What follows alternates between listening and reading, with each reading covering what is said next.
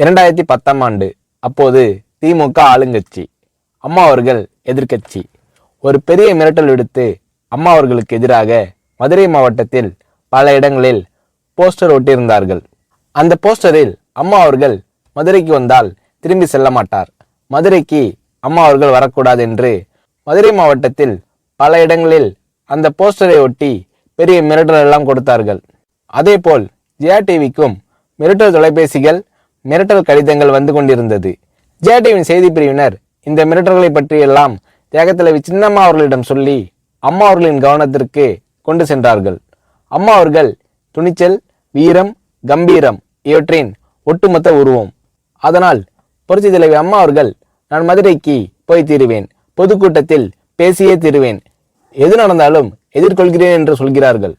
ஒரு கட்டத்தில் ஜெயா டிவிக்கு மிரட்டல் எப்படி வருகிறது என்றால், ஜெயா டிவியின் அலுவலகத்தை வெடிகுண்டு வைத்து தகர்ப்போம், அம்மா அவர்கள் மதுரைக்கு வந்தால் ஜெயா டிவியை ஒழிப்போம், இப்படியெல்லாம் நிறைய மிரட்டல்கள் தொலைபேசியின் வாயிலாகவும் கடிதத்தின் வாயிலாகவும் வந்து கொண்டிருக்கிறது.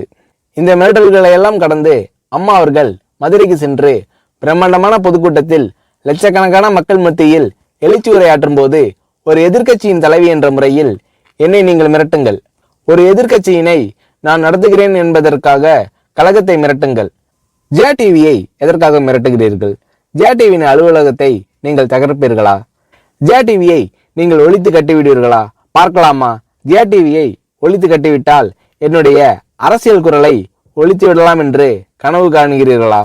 ஜெயா டிவி என் உயிருக்கும் மேலானது, நான் என்னுடைய உயிரை விட அதிகமாக நேசிப்பது, என்னுடைய அரசியல் கரமாக நான் போற்றி புகழ்வது, அதன் மேல் நீங்கள் கை வைப்பீர்களா, பார்க்கலாமா என்று எழுச்சி உரையாற்றினார் புரட்சி தலைவி அம்மா அவர்கள். இப்படியெல்லாம் அம்மா அவர்களின் அன்புக்கும் மரியாதைக்கும் பாத்திரமாக ஜெயா டிவி இருந்தது.